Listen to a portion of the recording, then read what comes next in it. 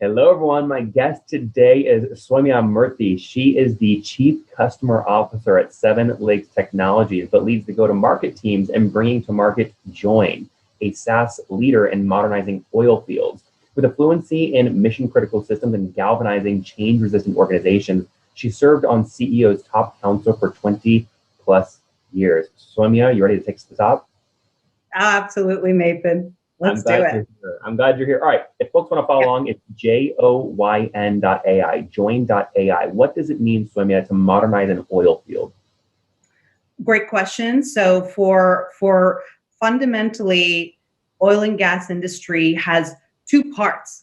One, so super technologized that they're drilling in ways that has changed the entire oil and gas industry and made us, the United States, more energy independent. A phenomenal story of entrepreneurialism that actually outbeats even technology industry, right? They grew from 0 to 70 to 80 billion in a matter of few years, and it was a phenomenal story. Now, track it all the way down to up to 2015. That's the evolution happened at the drill bit. But when you move past the drill bit, the market there was funded with a lot of private equity, and a lot of funding and financing went into it because one, it makes us energy independent. Two, it gets really there's the way for upstream oil and gas to move in. Now, what ended up happening is for all the places around production, human resources were being used.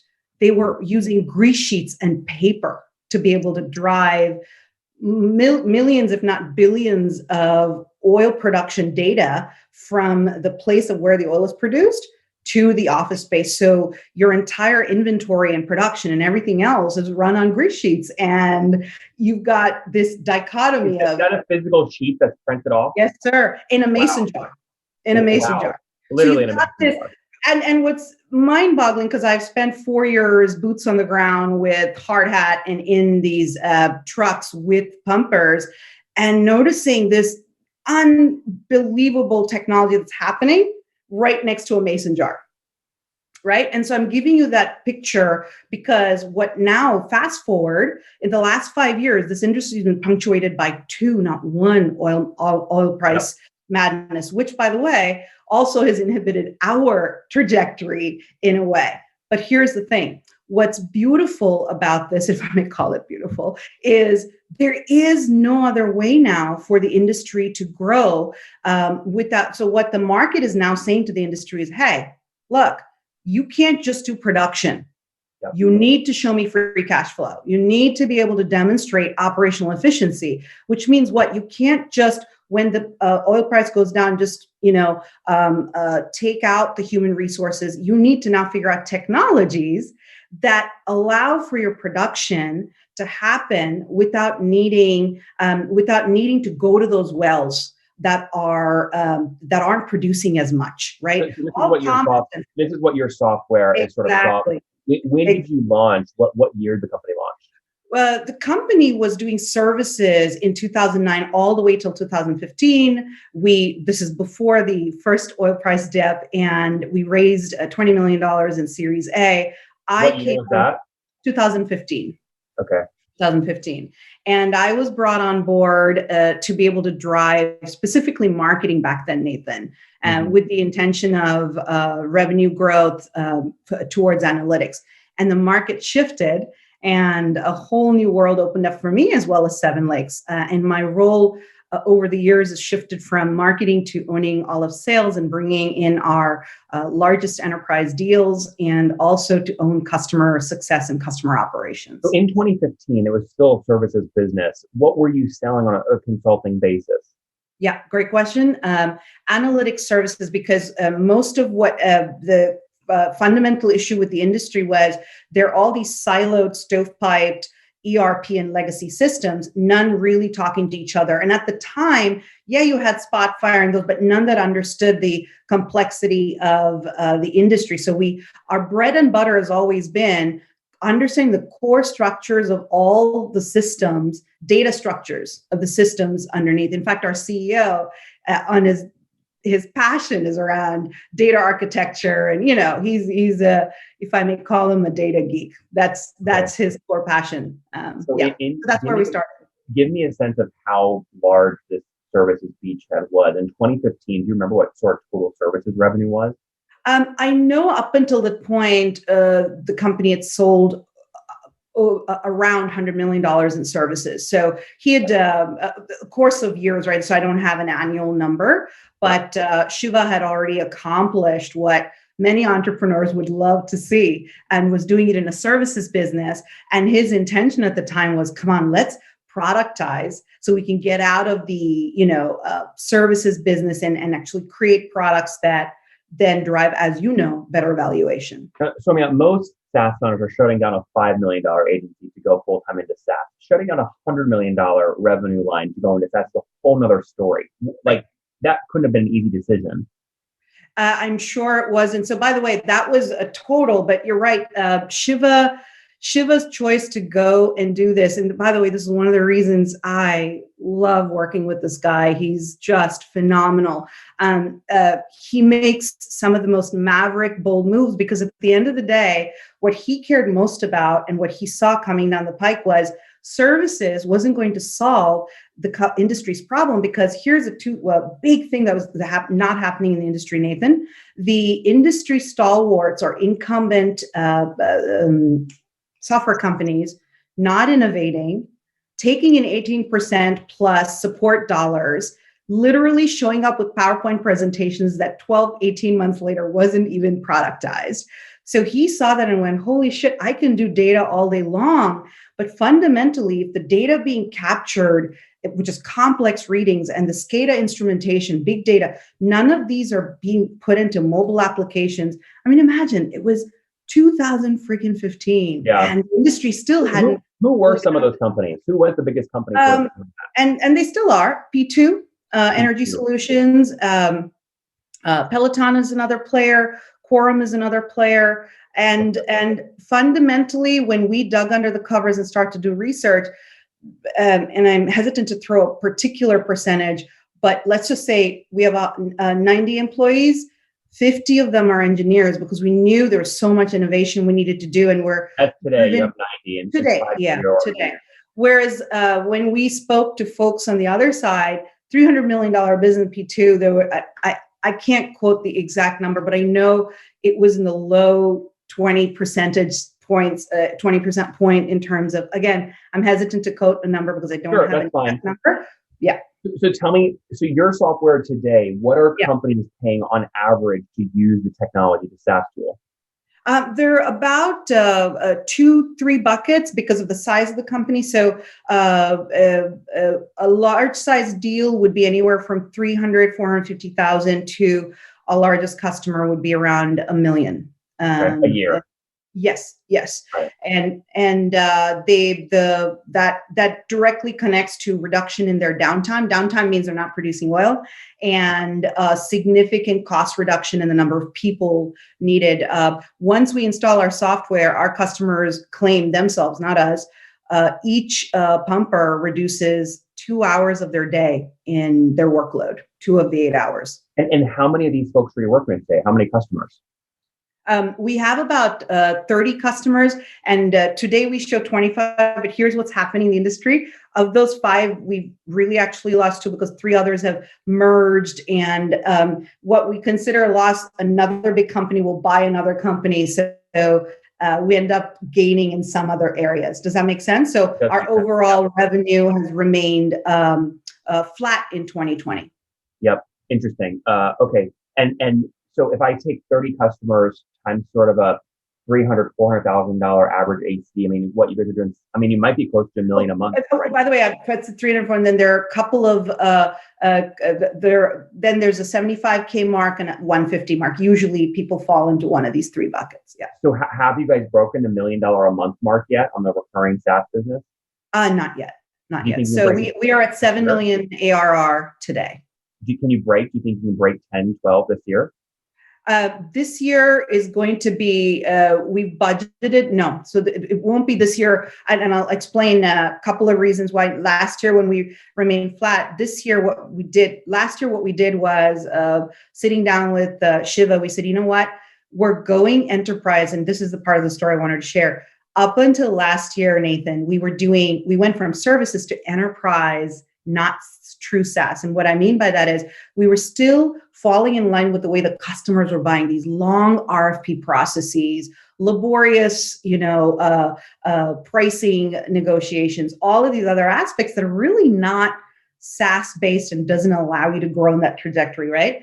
And also on the back end, our systems weren't allowing for single deployments, true ability to push out features at least at a monthly reason, because we were being held back by, hey, our customers don't move. So last year, we made a tremendous shift internally. We took 6 to 8 months to re-gut ourselves, another bold move from 2015 to go, oh man, we've got to go true SaaS. So 3 big things we changed. We completely upended our pricing. It was traditional P2, what our market does today. We said, you know what?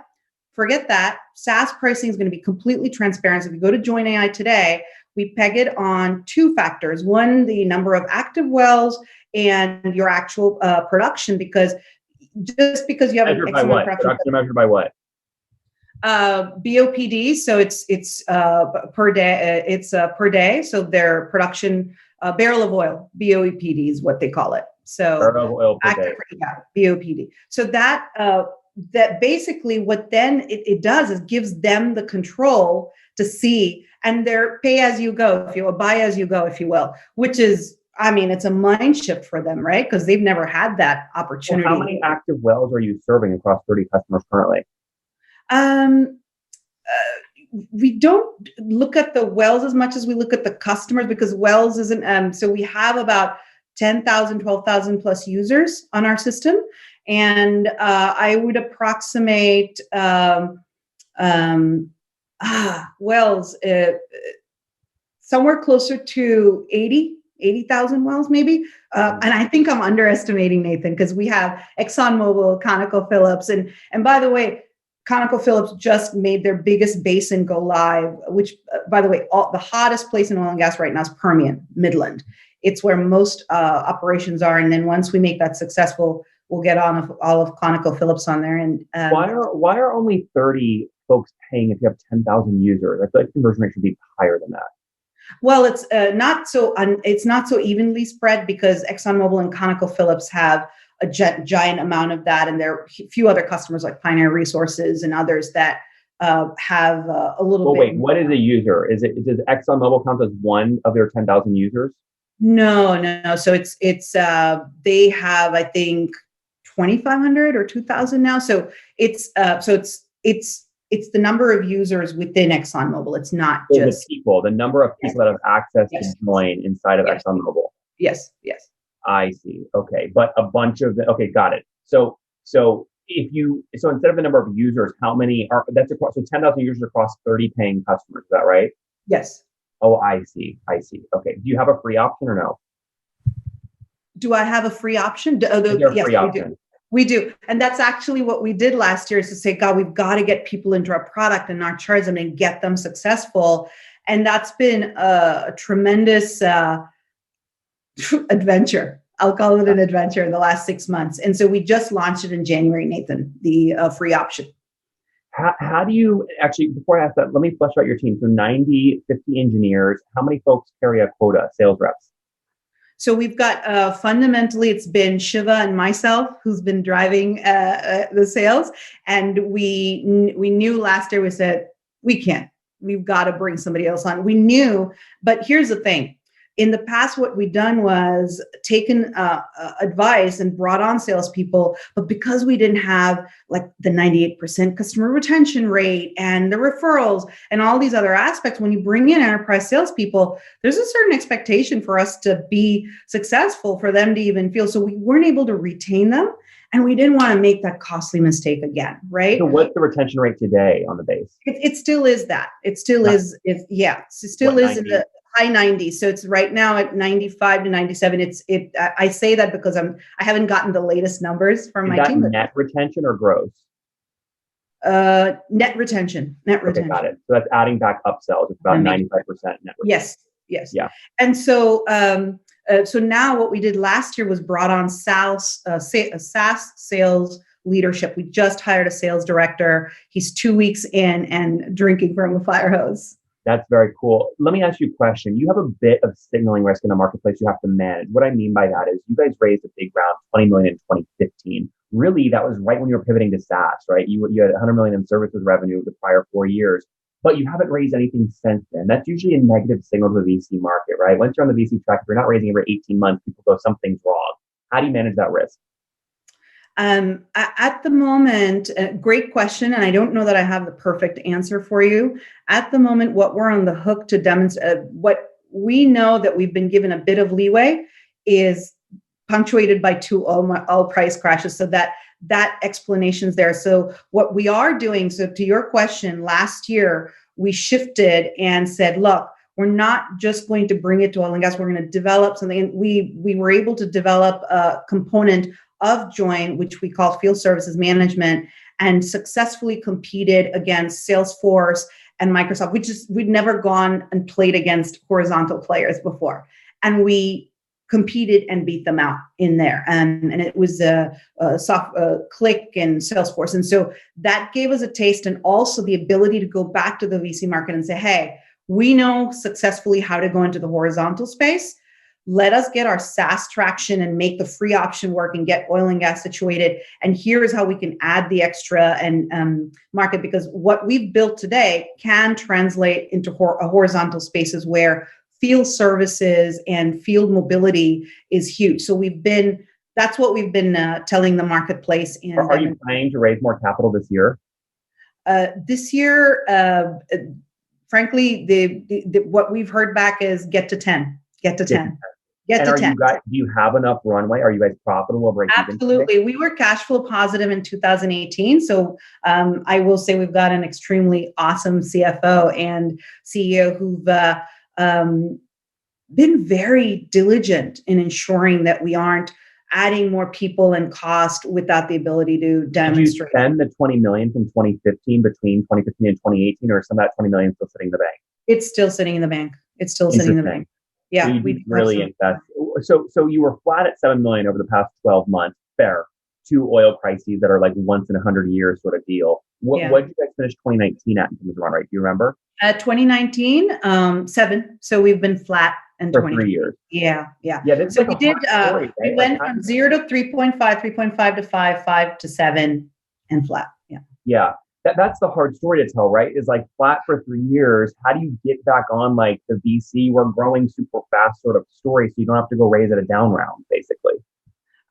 Part of it is demonstrating our pipeline, which has been tremendous. The hustle has been real, and the pipeline has been real, right? So when we did the turn in the marketplace on going with the new product, we ourselves were astounded when we saw that the free option, before we even hit into 2021 or even launched the product, we had 24 real solid companies saying, once you launch it fully and you get a couple of folks saying yes, we're in.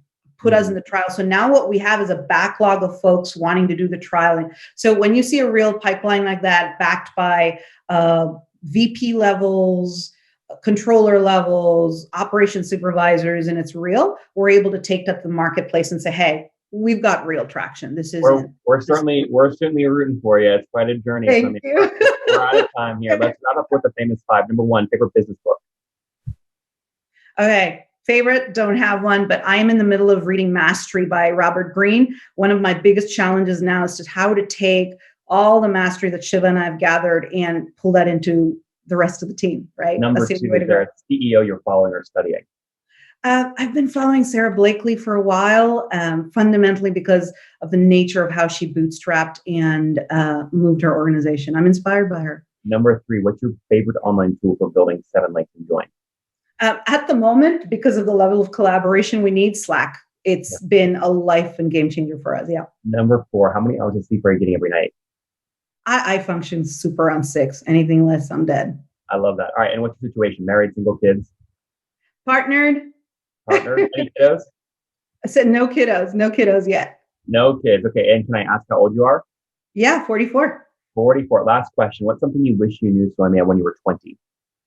Experiment so much more, 20-year-old Sowmya. Forget about success. Just experiment. Guys, there you have it. Join.ai, modernizing oil fields. They've got 30 customers paying on average about $300,000 to $400,000 per year. They broke a $7 million run rate back in 2018. They've been flat since then. They're hoping to get back on a growth trajectory. Before this, they launched all doing over $100 million in services revenue into the oil field industry. So they certainly are in the niche. They certainly know what they're doing. The question is, can they break 10 million in ARR this year? Sowmya, thanks for taking us to the top. Thank you.